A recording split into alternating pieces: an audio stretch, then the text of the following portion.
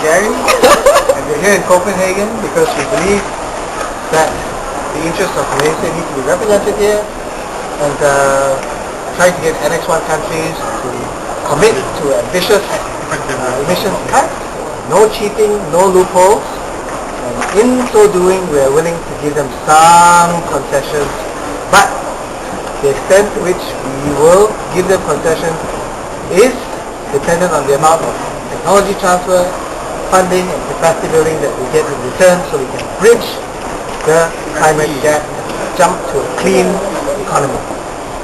Bye. Let's introduce yourself. You are?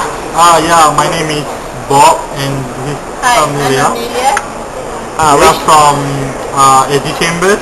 Come here for the negotiation.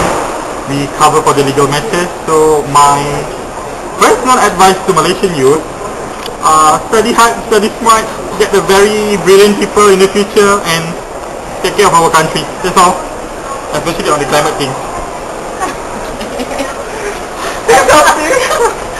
Hi everyone.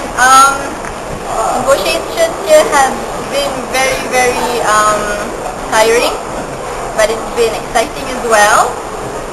So this is a very important issue, and I hope that the Malaysian youth will follow and understand the issues, and maybe one day all of you guys will be able to come here or come to wherever the negotiations will take place and negotiate for Malaysia. Yeah, it's snowing today, by the way. Yeah, we love to see the snow. Bye. Woo!